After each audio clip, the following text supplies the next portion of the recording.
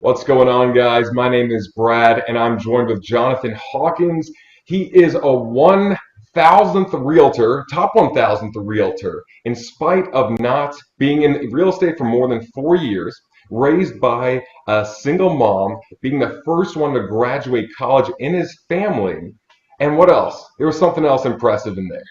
The youngest Army intelligence officer in the Army.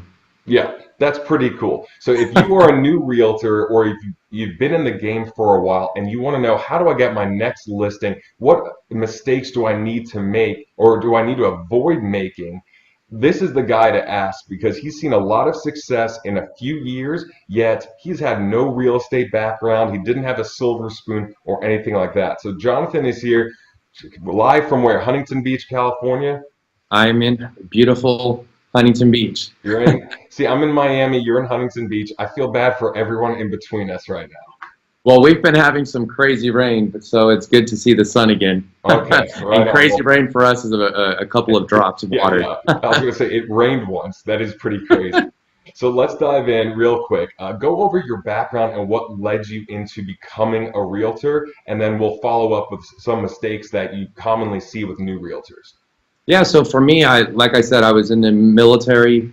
I was actually out at UCLA because I wanted to come back home. So I was getting a different degree at UCLA in Islamic studies. And while I was there, I didn't know if I was going to be a career military person or not. And kind of the talk around campus was college degrees don't really help as much as they once did, and it's about work experience. So if you're thinking about doing something else, you should probably have some work experience under you.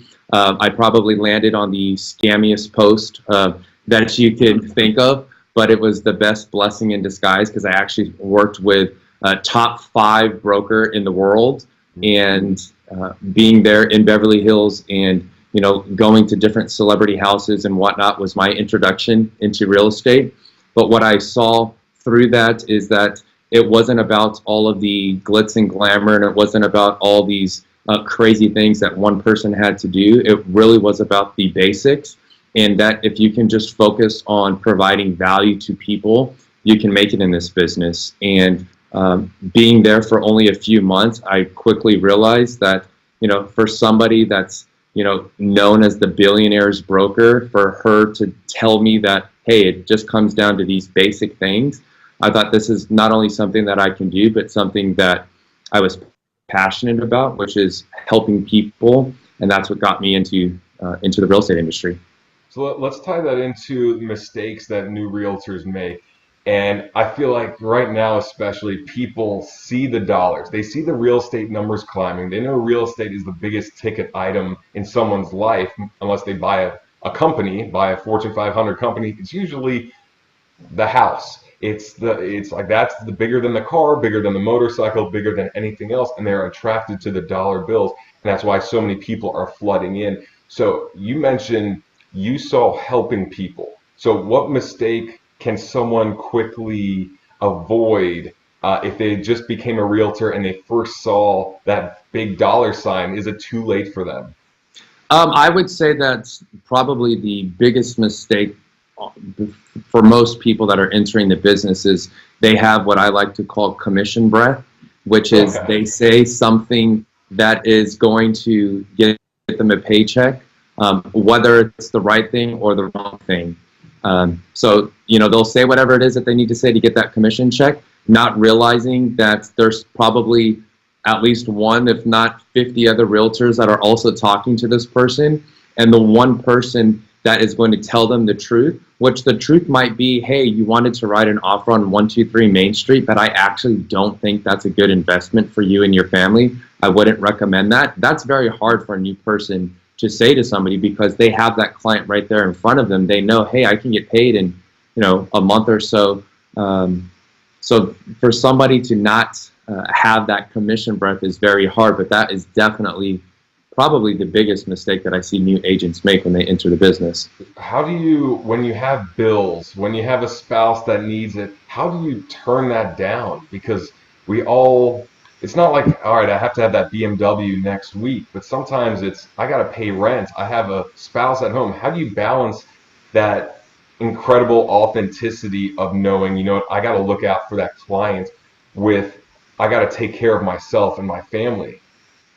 So it's definitely something hard to balance. I always recommend to people that you should have at least 6 months of reserves before you even try in this business, because it's something that, one, you're not going to get licensed overnight, and two, the things that you're going to learn during the license process are not necessarily opposite of what we actually do, but as in any business, you know, you're going to learn once you're here on the job per se. And, you know, by having that reserves, it's definitely going to help. For me, however, I didn't do that. I'm just the type of person that if you're going to throw me into a corner, I'm just going to find my way out.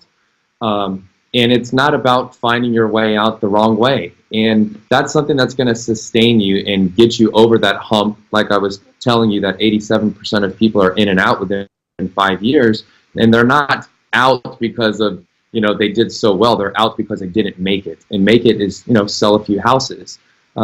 So if you can just really get through that initial period of doing what's right, everything that sounds cliche, you know, treat people the way you want to be treated, you know, tell them the truth, have integrity. Those things are not just going to benefit you in the short term, but they're going to sustain your business for your entire career. So it's definitely something that a lot of people, you know, like you said, they have bills to pay and whatnot.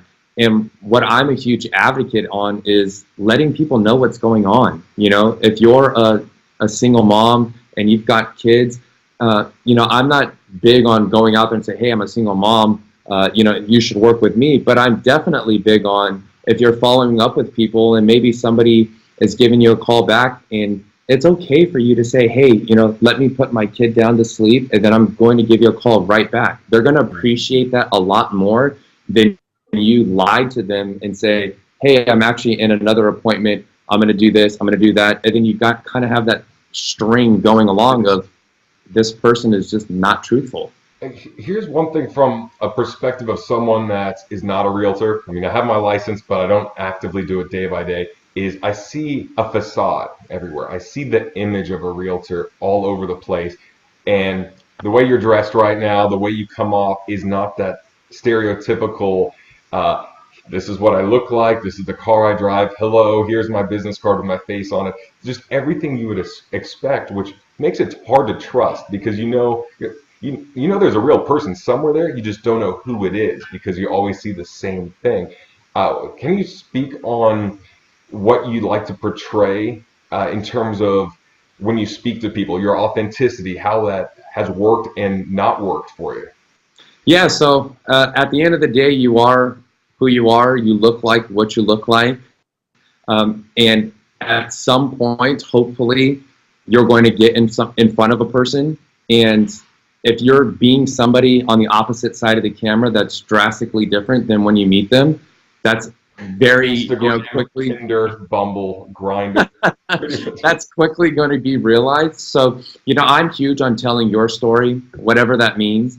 For a lot of people that come to me and say, hey, you're doing great on social media, or you're doing great doing this, or whatever it may be, you know, how can we do the exact same thing? I think that's a terrible question, because, you know, yeah, of course, you can look at a video and say the exact same things I did and do the exact same movements and whatnot, but that's not you. There's something that, you know, you stand for. There's something that, you know, you're doing this for, or doing any business for that matter. And that has to be you. I like to use an example. I will go on a tangent here because this is a very good example. It's what I call the law of the bullseye. And what that is if you were to put a dartboard up behind me and give the average agent one dart and say, here's a dart, up on the dartboard are listings, that middle listing is a $10 million listing. They're going to get the dart and they're going to shoot for the middle.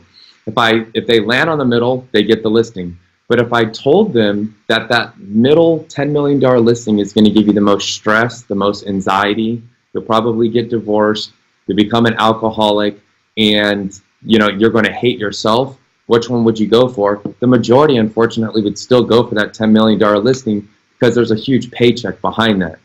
But if I were to tell a different crowd that, hey, same dartboard. On the outer rings are $100,000 listings, but they're going to be your best friends. You're going to love working with them. They're not going to add stress to your life.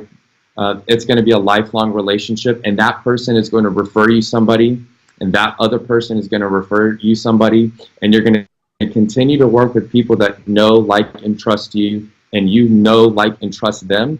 That is going to do amazing things for your business. That is going to sustain you to where you're going to make a lot more money than that person that went for that instant paycheck, that instant satisfaction, because it's not going to lead to future business. And unfortunately, it breaks down a lot of people on their personal life. So the huge kind of motto that we're going by this year is have a business and life that you love. And not necessarily, doing every single thing and dropping every single thing at a moment's notice to have a phenomenal business if we know that it's going to impact our lives. And it's huge that agents have to let their clients know, and they have to realize that they are people as well. They have what we call stories, and they don't need to hide them. The more and more that they hide them is the more, quote unquote, bad people that they work with. And it's not necessarily that they're bad, but differences in personalities and whatnot. If you just put out there the type of client you want, the avatar of your ideal client, the world is going to attract that person to you, and it's going to be a good thing for you and give you, longevity in the business. Yeah, and just like what you were saying, I think when you go for the money and you put happiness aside, you got to remember the money is to bring you a better life because you have more choices. You can buy some time back. And keeping that in mind, that's why I said, I don't like the day-to-day. I don't like the stress. I like this type of interaction where I get to showcase top realtors that have amazing stories and doing other wonderful things in life is way more fulfilling to me, even if I'm not getting that big paycheck. Because what's the point of having the paycheck to drive the car to a job you hate on the weekends, on nights, and you're not finding the fulfillment and helping people that way? You're meant to help people in other ways. It's having that self-awareness that I know a lot of Tony Robbins and Gary Vee and a lot of these guys talk about, but it's very true because it's very easy as a new realtor to get wrapped up in the money, get wrapped up in the facade, and you're tricking yourself, and overall you're not going to last because you're not going to be happy. So what's another mistake that you see new realtors make? I would think that it goes back into their social media, and it goes back into the things that they post or the things that they don't post. And I don't know what the percentage is, but I'm sure it's very high on the average realtor that is continuing to post the same type of, are you looking to buy or sell? Are you looking to buy or sell? Are you looking to buy or sell? And they're afraid, unfortunately, to show themselves and their families at Disneyland. They're afraid to talk about what they're passionate about. They're afraid to show that they're at a sports game.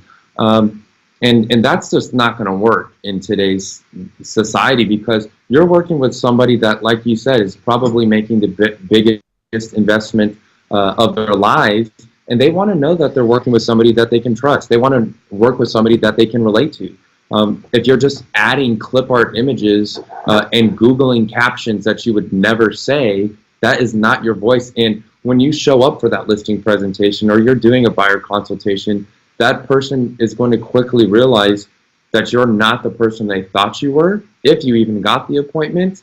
And that's a huge mistake. So I'm a huge advocate on telling your story, and in not just you telling your story.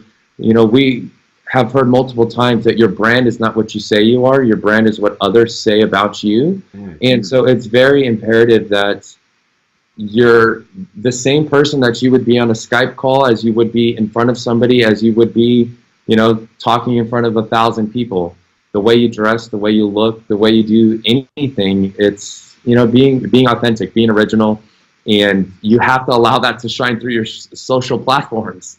And I was going to say too, it's also a lot easier to live up to yourself than be one way on social media and then know that, well, I'm meeting that person now, I have to put on that outfit, I have to drive that car, I have to act and look a certain way because that's what I've been displaying. But if you're always yourself, it's very easy to meet someone randomly at a coffee shop unexpectedly, and they're like, oh yeah, you're that guy from Instagram and you always do this, and you're yourself rather than having to apologize or feel awkward that, yeah, well, that's my avatar, that's my portrayal of myself, but that's not who I truly am. So with that, I'm going to wrap up this episode unless you have any final thoughts on mistakes that you see new realtors make.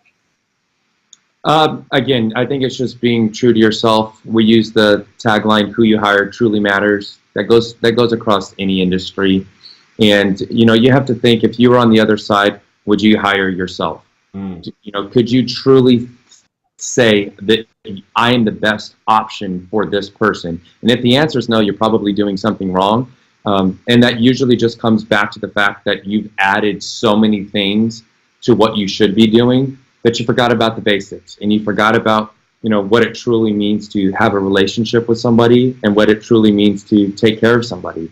And like I said, if you're looking at yourself and you don't think that you would be the best option for them, you have to check yourself. Check yourself before you wreck yourself. Final thoughts. Well, thank you so much, Jonathan. Definitely check out his webpage and his story. That is one amazing story and a great way to show it. And I would imagine you'd recommend all realtors show their story in a similar layout because it was very captivating, very I got to know who you were in a few minutes of just reading that and seeing your pictures. So that'll be linked in the description below. And until next time, thank you so much for watching the Millennials Guide to Real Estate. Please subscribe, reach out again to Jonathan, and we'll see you next time. Take care. Thanks.